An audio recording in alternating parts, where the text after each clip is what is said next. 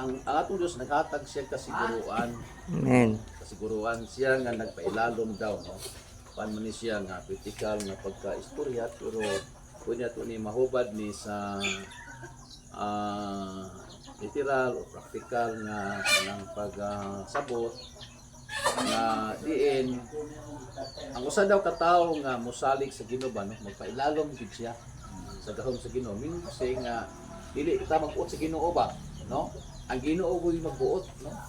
Mao gyud tong sundon. Ingon man siya diri, he that dwelleth in the secret place of the Most High, siya nga nagapuyo diha sa tinago nga dapit sa labing taas, mupabilin ilalom sa landong sa ilabing gamanan.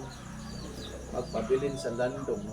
Meaning nagpasabot nga itang mga tawo anang didasig ta, giistoryahan ta, nga mosalig kita sa Ginoo, magpailalom kita sa gahom sa Ginoo.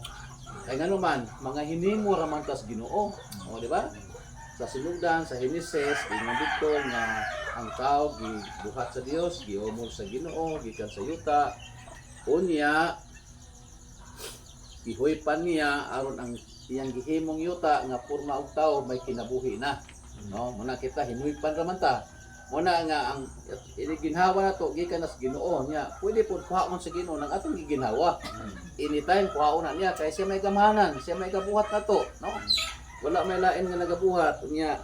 Daghan pa din ang gisulti sa Ginoo nga kinahanglan nga atong mahibaw-an ug atong sundon. Nga sila ako maingon may tungod sa Ginoo, siya nga akong dangpanan ug ang akong kuta, ang akong Dios, diha kaniya ako mosalig. Ikaduha, katulad nga pailalom ka, ikaduha, mosalig gyud ta Ginoo. Amen.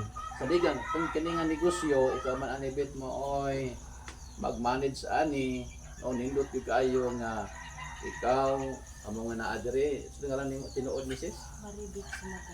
Maribik gyud ay makatito nga, no? Maribik. Amo may naa diri, ikaw pogi pialan to sa farm no dito, no? Ano lagi siya nga pampuan siguro dito. Dito sa farm, Siguro dito baki. isa ingon si Susan. Kani. Aw, maayo po noon, pero Pilig kayo. mga dlaw ka to. Kay iginit kayo ni to, no? Oo. Pero nindot sana nga di ay kamo di ay kini si Maribek